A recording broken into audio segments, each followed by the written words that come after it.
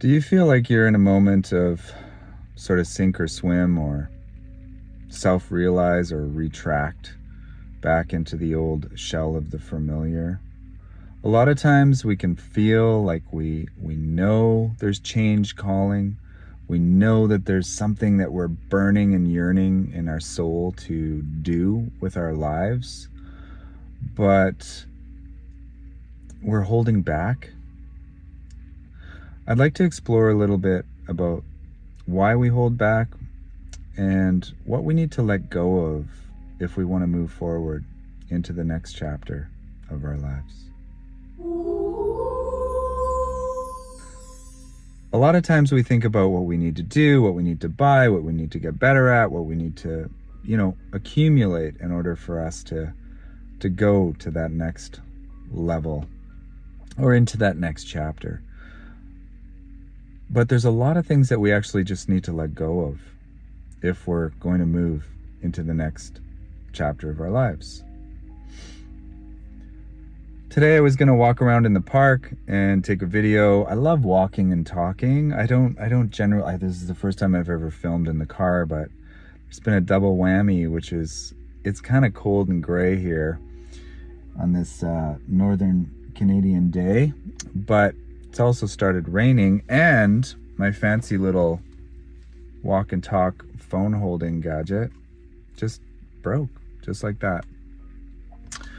And we'll talk a little bit about, this is kind of like life. I feel like a lot of the dreams that we have, it can sometimes feel like it's 2 steps forward and 1 step back, or 1 step forward and 2 steps back sometimes. And, I think at the first, step on that path, moving forward into that new chapter of our lives, we first have to know where we're going. We have to know where we're going, because how do we go somewhere? I mean, we have to at least have a general idea. Like, there is such a thing as just letting the art unfold and letting the journey unfold.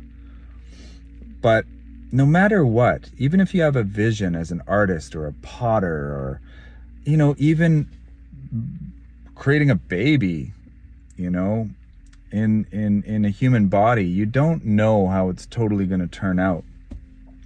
That pottery, that art, you have a general sense of what you're bringing into your life and what you're creating. But we need a vision to start with. We need imagination to start with. If we don't have a vision for the next chapter, it's hard to feel turned on. Just like you got to turn on your computer or turn on your phone or turn on your lights. We need to feel turned on by something. And in many ways, I feel like creativity is the antithesis and the antidote to a lot of the sort of fear and retraction of the modern era. Because when we're in our creative and we're living in our inspiration, when we're inspired, there's a kind of sort of sanctuary that's created from our passion, from our inspiration, from our creativity, the feeling of purpose in a world that can feel like just like messy and meaningless at times. So it's really good at the start to really tune in to ourselves. And that might mean we stay home for a few days, or we do a retreat, or we're journaling, or we do some form of ceremony or self-exploration, and really explore what a yes feels like for us and what a no feels like. And almost, I find sometimes, like, there was a period of time where I really thought I had like a grave illness. I don't know, maybe if you've ever been there. I was studying a lot of natural health because I work as an herbalist and a holistic therapist. And I think I got a case of what was called it's like medical student syndrome, where you start to think you have the symptoms of all these different diseases, and you start getting like really paranoid, oh, is that my lymph gland swollen, or all these different things. But then there was a period of time where I actually think I did have Lyme disease or something, and I was really not well. And I remember literally hoping I could make it to a certain point in time. And that really drove me to explore, with the presence of impermanence, like, what is the meaning of this human journey? What does it mean for a human being? Like, a plant blooms, a tree goes to flower and seed. What does it mean for us to bloom? Not just to procreate, but to bloom as human souls, right? And it really brings up in me this feeling of urgency, okay? That at the end of our days, we want to feel like we lived what we came here to live. And I know just experiencing is being alive. And I'm not talking about getting like greedy and needy about this never ending, like, I need another thing, but sometimes there's that thing in us that we know is our true calling and our true longing that we're not actually stepping into. Instead of stepping into that next chapter, we're actually deliberating, thinking about it, all the details. How would I do it? How would I not do it? Who would I want to do it like? Who do I not want to do it like? All those details. Or maybe it'll be this, or maybe it'll be that, or maybe I'll do it, all the different ways we could go, right? But it's almost like if you sit on a bench doing that, you never hit the trail.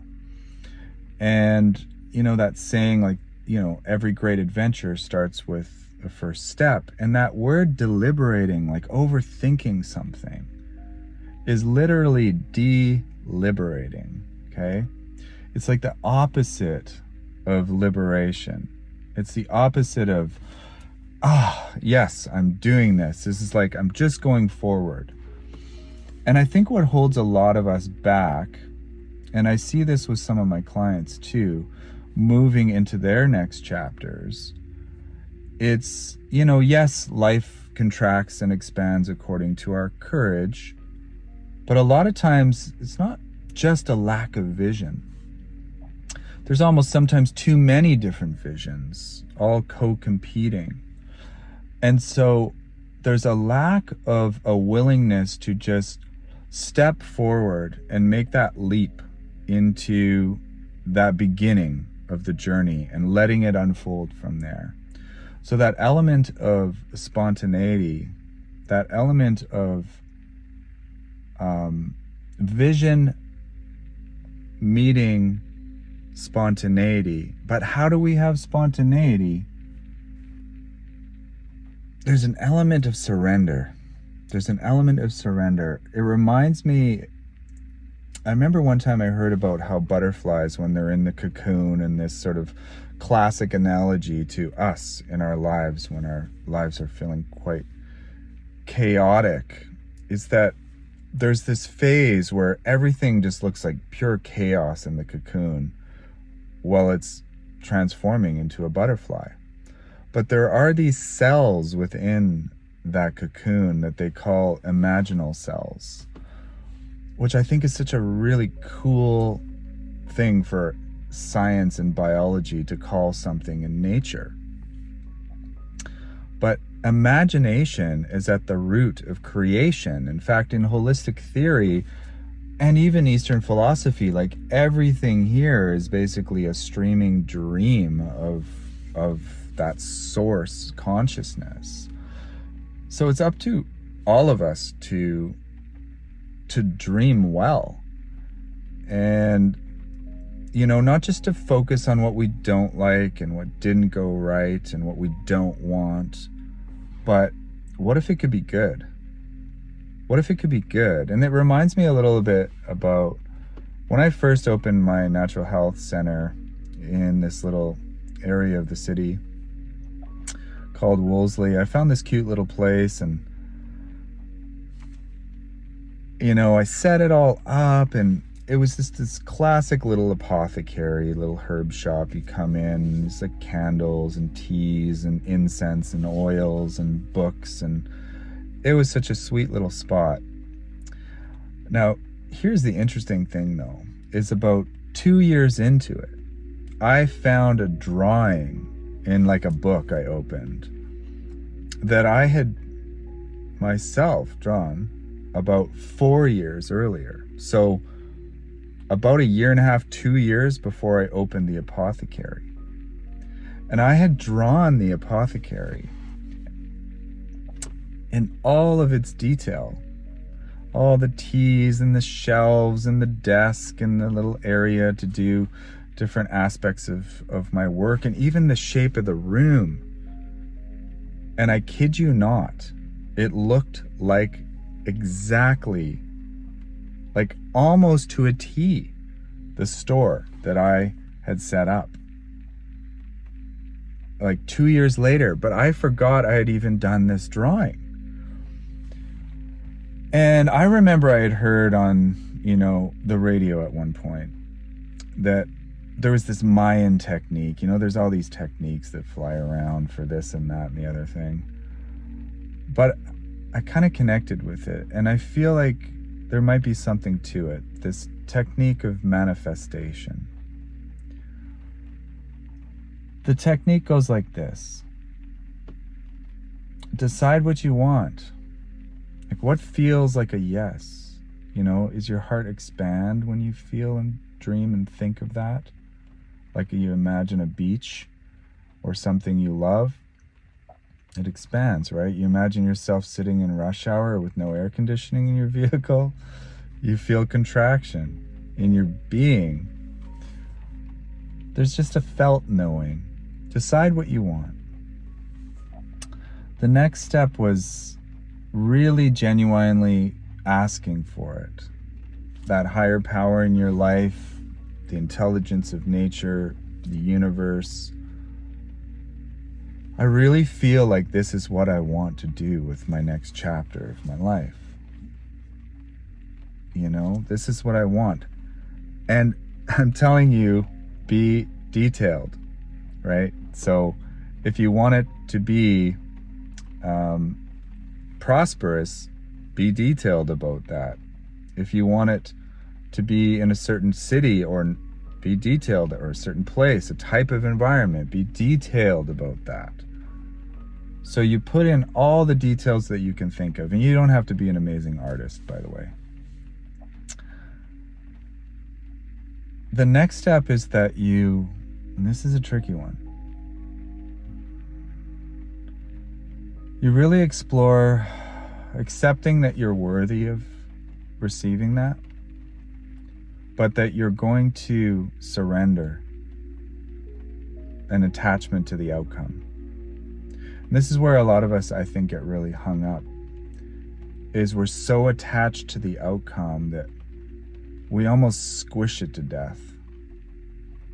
And it reminds me of a book I read in high school where there was this big, sort of mentally slow gentleman that loved this bunny so much that he hugged it too hard one day and squished it to death.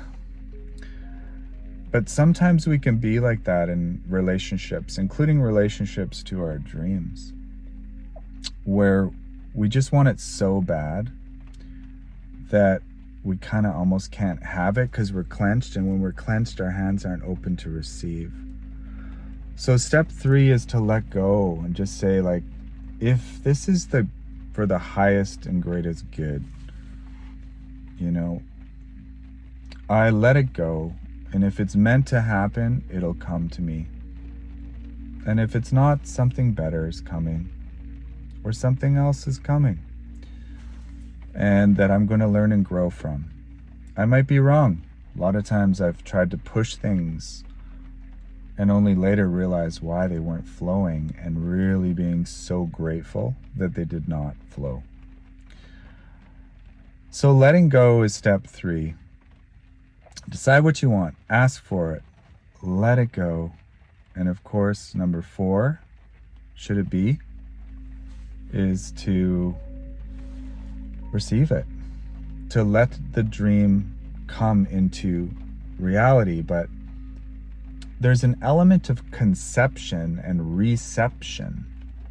Okay, those are like receptive, those are like yin. And I think we're in such a yang obsessed do world. We think we can just push and force and aggress our way towards what we want. And sometimes over effort blocks the flow of things. It blocks this sort of spacious magic that can unfold. And so we do require a vision, but we also have to be willing to let go and let it come to us. You know, there's like that really beautiful Rumi quote, that which we are seeking is also seeking us. I do feel like, you know, a lot of times we are getting in our own way. It does take an element of trust and surrender. Personally, I think the thing that gets in the way for me most is, well, human beings are lazy, notoriously. So we also have to show up. We also have to like push through. When I was gonna go for a walk today and talk and do this little, video, just keeping in a flow, being disciplined, having some commitment, right? Because there is no strength without conviction. Whether it's, no matter what it is, there's no strength without conviction. But, I went to open this and put my phone into it, and the thing just broke all of a sudden, and it started raining. So of course there's a part of me that's like, the universe is against me. I'm not going to film today, and that you can probably even hear the rain right now. It's not meant to be. I'm not going to, but then it's like, well, just like the rest of life, like we're being forced to adapt all the time and make the best out of circumstances that aren't super great. But to make the best out of those circumstances and to be grateful for the next option, the next best option. And sometimes, just like a lot of recipes, they happen by accident. Good things can happen as we think we're being inconvenienced or something's going wrong. Good things can still be unfolding in ways that our little egos can't quite comprehend a lot of times. Letting go of the attachment to the idea of perfection. Like, that saying that it takes 10,000 hours to master something? Because every time we're just learning, whether it's I'm learning how to use this technology and how YouTube works and all the different, there's always new frontiers of learning. But what can happen is if we're not willing to make mistakes, which are really mistakes, like when they're filming movies and they do that take 2, take 3, it's a mistake. Like we have mistakes all the time. And if we're not willing to have mistakes and make mistakes, then we will likely not take the risk of vulnerability, of not being perfect, not doing it absolutely, this is my magnum opus, this is my, this has got to be amazing. It's kind of like the ego, right? It needs everything to be like impenetrably perfect sometimes. And there's nothing wrong with trying to get better at something, but it's like enjoying our process, enjoying the journey, Like I wrote a book of poems when I was going through my health challenges and really contemplating like the purpose of life and yada yada. But I never considered myself a poet, actually. I just needed to write out these poems because they helped me process. Just like I needed to eat. Like I just needed it to. And I feel like there's sometimes if we don't come forth, there's that saying, I believe, attributed to Jesus that's something like, that which you don't bring forth from within you will or can destroy you. I do think that sometimes we self-sabotage. It's almost like an inversion of energy that's supposed to be moving into an outward spontaneous offering to creation. Something that's of service to the world. But we kind of fall into the me hole, like me, and am I good enough, and am I worthy, and these are all the reasons I can't do it right now. And in a way we kind of recoil from our potential rather than risk failure or risk somebody not liking it or somebody thinking you're this, that, or the other thing, right? But if we surrender an attachment to the outcome of perfection, and maybe even an attachment to the outcome at all, and creating just for the sake of creating, just to honor that muse in ourselves, that inner child, that part of us that wants to live this life and create ourselves. Like we're a part of creation. And we naturally want to create. But we can recoil and in some ways self-sabotage when we don't allow that part of ourselves to shine outward. It kind of can invert and cause problems in our lives. So I do think that there's an element of vulnerability. Okay, so it takes courage to be vulnerable. It takes courage to make offerings that might be ridiculed or not accepted. But again, like, what is the potential of our lives? Just like plants bloom or trees go flower, like, what is our life flowering look like? So yeah, I think it's interesting to look at whatever calling we have to move into the next chapter of our lives as an opportunity of just personal growth and unfolding, an adventure where we get to develop aspects of ourselves that are longing to be expressed, to be self-realized, and that it's really just an adventure that we go on, and just the process itself. It's kind of like a lot of things. I teach hand drumming, and people get amazed that they've learned a beat, and they'll be drumming in a group with 8 other people that have learned the beat, and then all of a sudden they'll realize they're doing this beat and it's a kind of a complicated beat, and they're like, oh my god, how am I doing this beat? And then they start screwing it up because they start overthinking it. I think there's that element of surrender, spontaneity, trust. And I feel like it's almost like we're developing, it's kind of like a Taoist Eastern medicine concept too, is that we're developing like this, our spirit. They have this idea of the spirit embryo.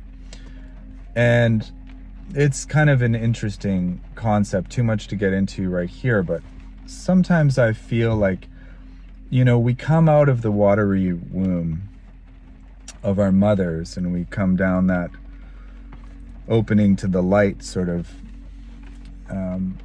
if we're having a normal birth. And the same is said at death, that you're going down this tunnel and towards the light. And the planet is mostly water, especially today. It's mostly water. Our bodies are mostly water. The being in the womb is mostly water. Sometimes it feels like we're in gestation still. Kind of like a cocoon to a butterfly. The caterpillar is eventually a butterfly. What if right now, if you've ever seen those really cool shells of dragonflies, like those prehistoric bug, beetle looking things, and then out of it comes this dragonfly. It's just so incredibly cool. But like, sometimes it feels like there's a soul gestating in us. And the soul is developing into this beautiful, just like a caterpillar can't fly, just like that dock beetle can't fly, but the butterfly can fly and the dragonfly can fly. There's a part of us that wants to fly and is still growing, even though our outer body shell ages. Our soul is developing, and there are certain qualities that some of the traditional healers I've worked with in the past would say, like, yes, I care about the human body, but I particularly care about the human soul. Because the soul is the sort of, what travels onward, in the sense of some sense of continuity of psyche. Psyche and soul are the same words. I don't want to get too technical there, but it's kind of this, it's really profound that sometimes you might feel like you're just here to live an ordinary, mundane, and boring life. But really, the soul is developing in the presence of challenges. And I think one of our main enemies, and I'll wrap up with this. Not enemies, I don't really, but I do, and I often have felt like comfort is not always my friend. Okay? I like being comfortable, but it's true that growth happens outside our comfort zone. Growth happens outside our comfort zone. It's uncomfortable change. Change is uncomfortable. Our new life is going to cost us our old life. Our new chapter is going to cost us our old chapter. I mean, we got to be willing to let go of certain securities. Like, a lot of people who we might admire, for example, as artists or philosophers or writers or whatever, people who have done really amazing things, like have had to sleep in their cars, or weren't even acknowledged in their lifetime. But I still feel like they lived and bloomed in terms of their purpose. They may not have from a materialistic perspective. So it's something to consider, like what comforts are we clinging to? Because a lot of people kind of, I don't want to say sell out or sell their soul, but choose door number one, security, pension, all the stuff, right? That's fine. But, and I'm not saying it has to be either or either. Maybe you can have a bit of both. We got to keep our feet on the ground and in this world. But comfort is something, uncertainty is something that we have to be, any adventurer has to be willing to embrace with exuberance, or at least tolerate. Uncertainty is, oh boy, hey? It's, of course, we want security. That's the ego, right? It has its place. It wants security. It wants stability. It wants what's familiar. But the world's constantly changing. Everything's changing all the time. Even this lighting. So I hope that's been, I don't know, catalytic for you. I just feel like I like exploring out loud concepts of what it means to bloom as human beings, and what it means to, amidst all the chaos, still find our own personal evolution or revolution. It's exciting. It's like staying alive, staying turned on, right? Just like your phone has to get turned on to work, or your lights. We have to stay turned on, otherwise we wither. It's very important that we keep the dream alive, and that we imagine well and we dream well. You know, our dreams have to, I'm not going to be an NBA star, right? Like you gotta be, right, somewhat realistic. But that's also nowhere near my calling. Maybe if you have any other tips, share. If you enjoy exploring this kind of content, and then feel free to subscribe to this channel and inspire me to keep creating more. I'm loving sharing, and I'm also really excited about the idea of building community and co-inspiring each other to learn how to sort of fly and how to stick it out through, you know, the apparent obstacles, like the rain that arrived and my broken, gadgets. Like, there's always going to be obstacles. It takes a little bit of stubbornness, right, to follow through. Anyways, that's it for now. I hope you enjoyed. Thank you very much for watching. If you're still watched this far, that's amazing. Consider pulling out that piece of paper and dreaming it up with your imaginal selves. Much love. Talk to you later.